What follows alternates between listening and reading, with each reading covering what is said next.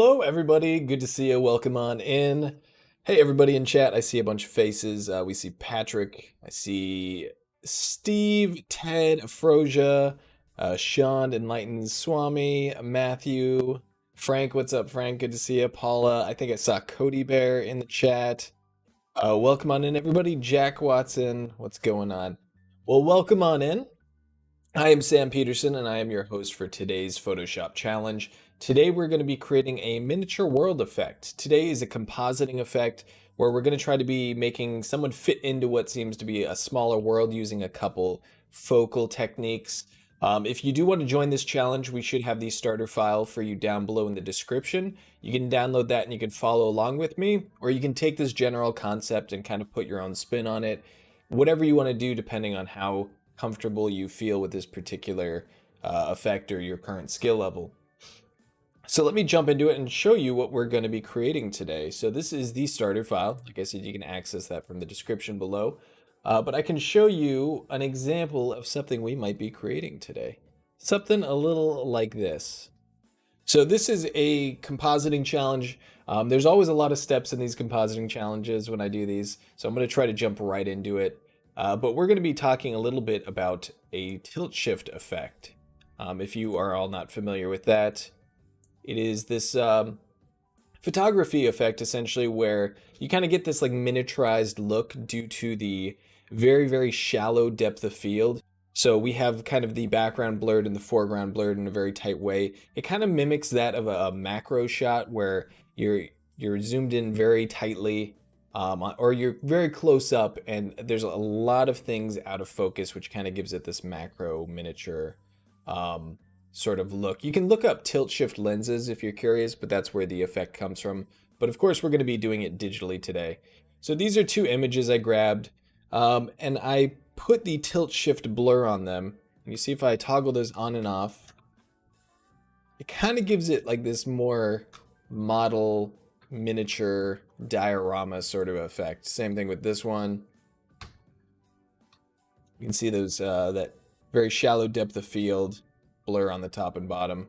So that's what we're going to be doing today with this, among some other effects that will hopefully, you know, kind of give us that miniature world effect that we're looking for. So first off, let's get our figure here. We have this asset folder. If you have the starter file, you'll have this as well. I'm going to duplicate this figure from my asset folder and drag it out of the asset folder. Hide my asset folder. Here we go. So from here, what I want to do is mask out this figure from the background so we can use her in our scene. And what I'm going to do is I'm going to do select subject. So you want to make sure you have something like the quick selection tool over here on the side selected, and then that will pop up at the top, that option. So I'm going to do select subject. And then from here, what I want to do is select and mask so we can get a little bit more accurate in our selection. So when we do this, you'll see the view over on the right. I have it on black, the preview mode, or the view mode, I should say. You can do on white, you can do the onion skin, but black I think works really well for this because it's a bright yellow background and allows us to see where that yellow is still popping through. You can also adjust the opacity. I think by default it might be at 50%, but I just cranked it all the way up so I can really see that. I'm going to select the Refine Edge Brush tool over here on the left-hand side, and I'm just going to drag this over the yellow parts of the hair, the little bits of the background that are showing through her hair. See how that does. That does pretty good. We can also click Decontaminate Colors, which is really good at getting rid of like this small halo that you sometimes get around that. You can see, depending on, whoops, something's going on with my pan there. When we do a mount, we can actually adjust this a bit to make that like hard edge, it's kind of getting less apparent. So I may crank it from 100%. We'll try something like 70. Click OK. And I think that looks really good. From here, if this like highlighted edge was bothering me a bit, I could just apply some sort of masked adjustment layer. I could do a multiply layer and kind of paint that in.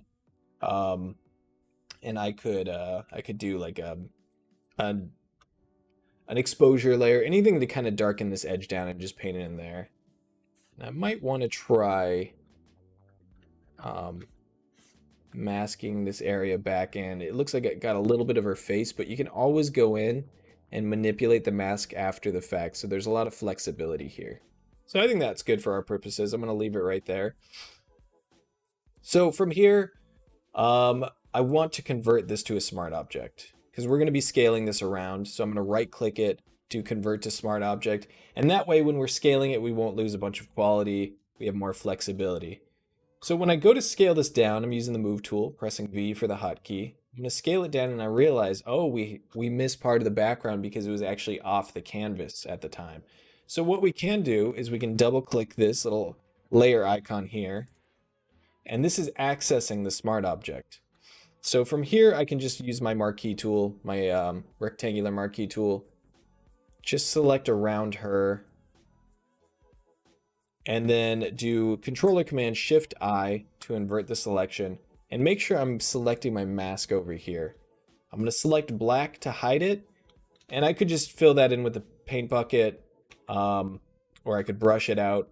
But you can also do Alt or Option and backspace, and that will fill the current layer with the color you have selected. So that looks good.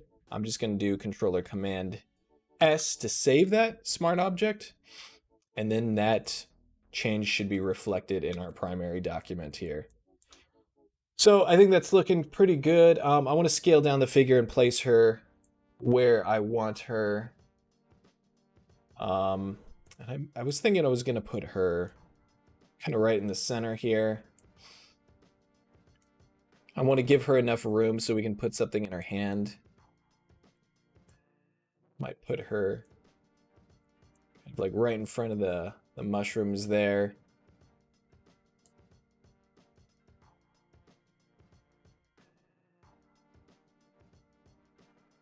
Maybe something like that.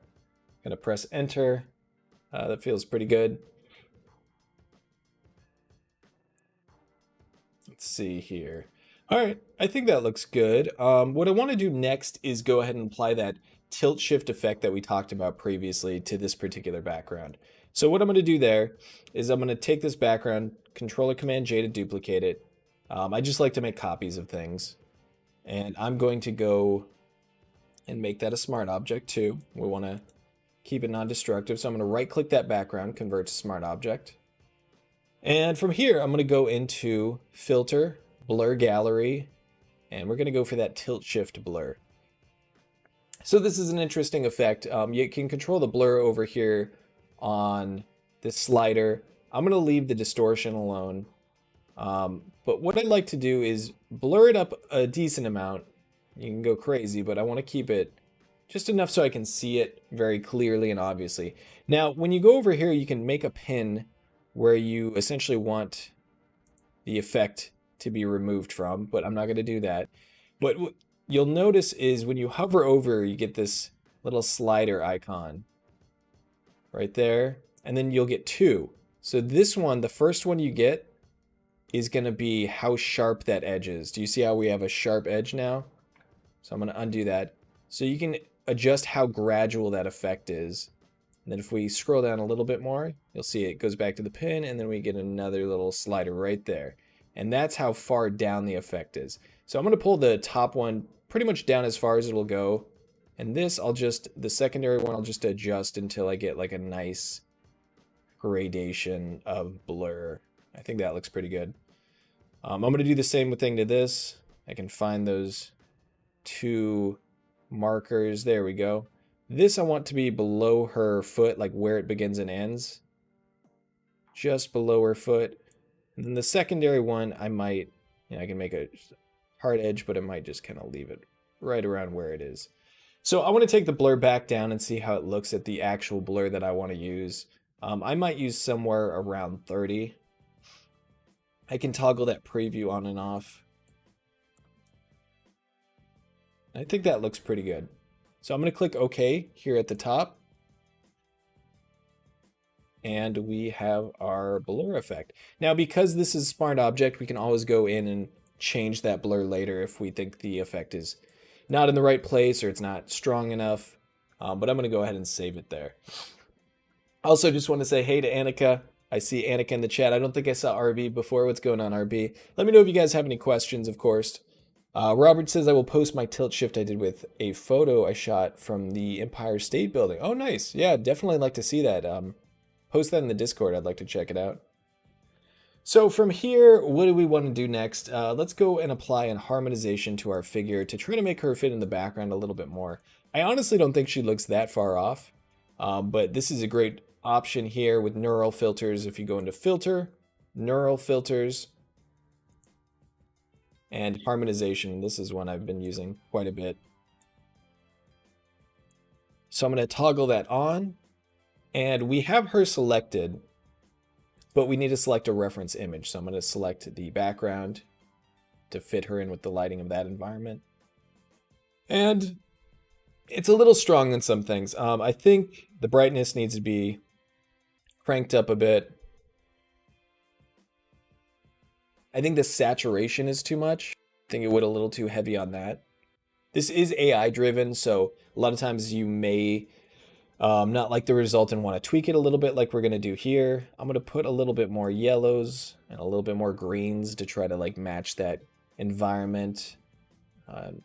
Saturation I might bring down even a little bit more, and I can always ease off the strength of the effect as well. It's at 75. I could try taking it down to 60. Let me try some of those greens and yellows a little bit more.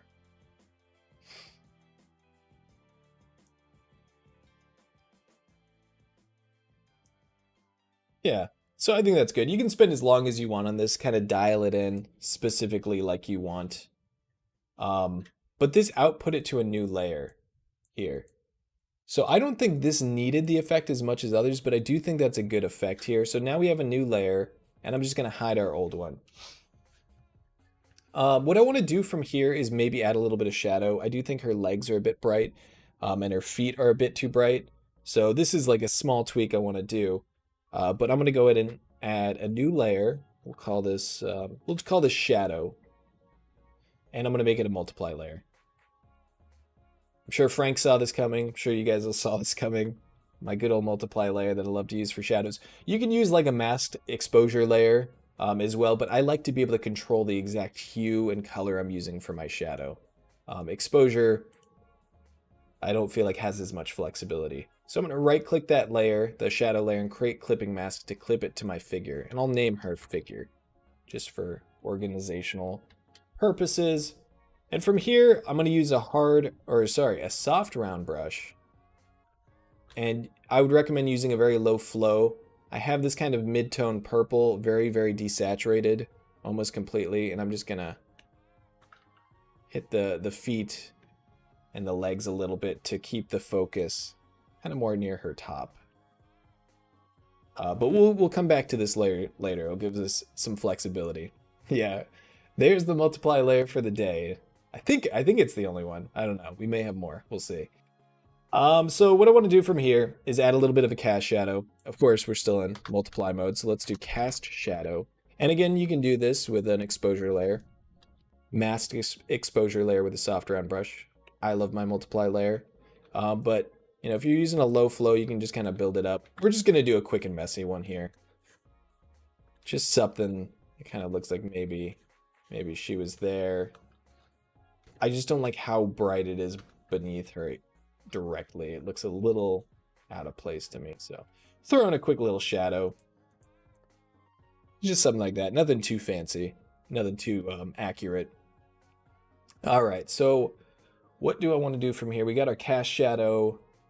And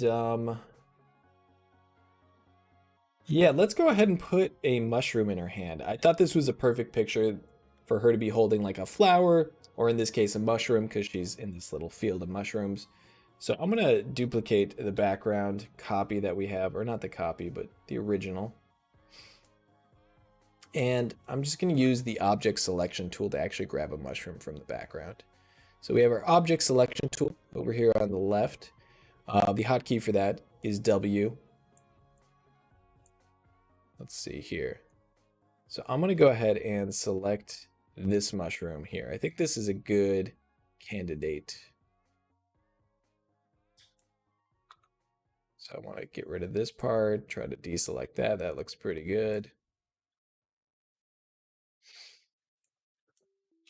From there, I'm going to click the mask button down at the bottom, this little rectangle tool, and that'll mask it out. I'm going to move it over to the side here because it's overlapping the mushroom in the background, so it's actually hard to tell what's going on. Just going to mask that out a little bit more, editing that mask. That looks pretty good. So let's go ahead and I'm just going to apply that layer mask. I don't think we really need that. I just want to keep it like this. So I'm going to go ahead and make that a smart object, just in case, since I'll probably be scaling it around a bit. And I might want to warp it here. And I have my warp on hotkey, so of course I should show you how I did that. But I have it hotkeyed because I use it so much. But you can go to Edit, Transform, and Warp. You can see I have mine on F4 because it's a frequently used tool for me. So from here, you can kind of warp it. It might make it look a little bit less like one of the ones from the background. Kind of do whatever you need to do with it. Might try to warp that perspective a little bit. I wouldn't go too far with it. It's easy to get this start looking kind of crazy. But let's just put it in her hand there.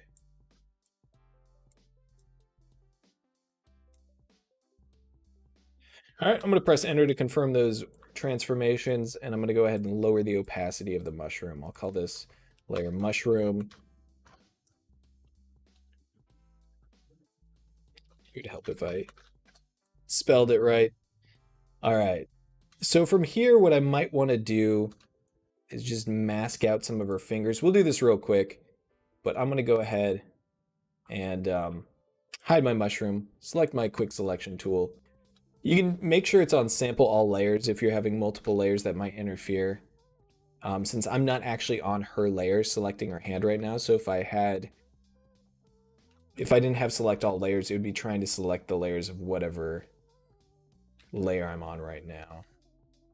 So I'm just trying to select the fingers here.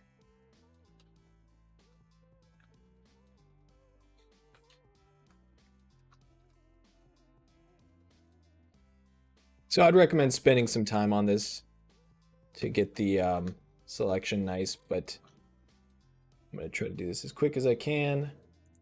Whoops, I want to invert my mask, so Controller Command Shift I. Mask that out. And that's good enough for now. I can clean that up later on my own time, but we kind of get the picture here. It does look like she's squeezing it a bit. So what I could do is I could go back to my shadow layer that we added on her, and now use a soft round brush again, select that same kind of purple color, desaturated, maybe just paint a little bit, maybe give it some more red. I find that if you use too much blue for those multiply layers on the shadows, it can make the skin look a little unnatural. So if that's the case, I crank up more into that red hue range a bit. But that's just me. I like kind of fine tuning my shadows. So a little bit of shadow on her hand and body there. I think that looks good. Let's see, where are we? Yeah, that's pretty good. So let's jump into the next part. So I think one thing that really helps this tilt shift effect is that very blurred background and that very blurred foreground. The thing about this particular photo is we don't really have much of a foreground. We have that log, but honestly, the part of the log that we're seeing isn't that far forward compared to the figure. Like the front of the log isn't that much further. So I thought we could add some elements. And what we could do with that is we could go in and we could duplicate that background again. Very first one, I'm just going to bring it up to the top. And we could do kind of the same thing we just did. So what we could do is we could go in with the object selection tool and grab some of these mushrooms. And these could be our foreground mushroom elements. So object selection tool, as you can see, does a really great job grabbing that. So I could just go ahead and mask that right there. If I bring that up over here, that's pretty good. We could try that again. Duplicating that background, bringing it up, putting it on the very top. And maybe I want some of these. So I'm going to use that handy object selection tool, kind of grab roughly the ones that I want, and using AI, it's going to try to determine which ones I'm talking about. And that's a pretty good job. I could mask that out right there. Bring these ones up. Oh, it looks like I missed some. But bring these up over here, and you could fine tune the selection. You could use like the lasso tool or the quick selection tool to mask these out.